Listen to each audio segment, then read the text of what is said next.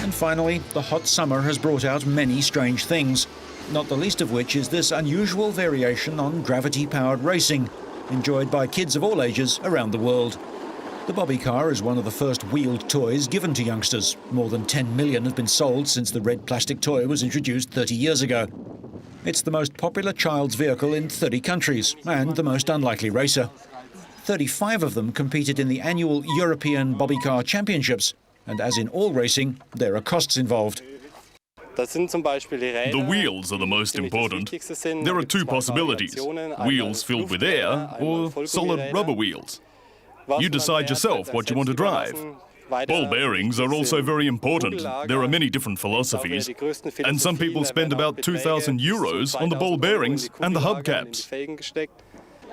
What started as a party gag has now become a serious sport, with clubs, qualifications and championships held annually. To compete in the highest class, drivers need a racing license, and the vehicles that hurtle down the track bear little resemblance to their children's little red car.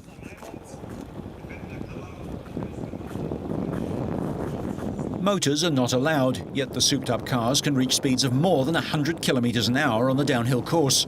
Drivers must wear a motorcycle helmet and protective leathers.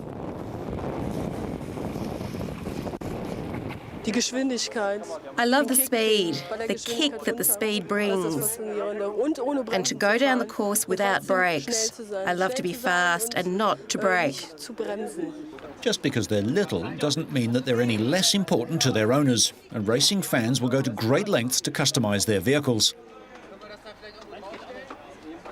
Formula One tragics could opt for the Ralf Schumacher Williams BMW style, or a copy of his bigger brother's championship winner. Schumi supporters are everywhere, it seems. The rules state that the racing vehicle can be 75 centimetres long, 45 centimetres high and 50 centimetres wide. It may weigh a maximum of 40 kilograms, and the wheels can have a maximum diameter of 24 centimetres. The checks seem crude, but they are effective. While the plastic bodies must remain standard, some extra bracing underneath for safety and strength is allowed. The racing is a bit like street luge, except that bobby cars have steering and a very, very short wheelbase, so that they can turn too suddenly. Onlookers vary from folk who can remember buying the very first models to new parents who'll soon be buying their first bobby.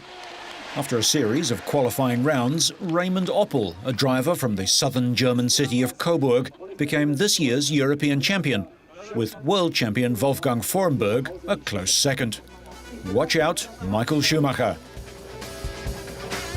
So, whether you like your motoring perfectly measured, in the wall, or just slipping past, so you stay on track and up to speed, make sure you catch next week's Drive.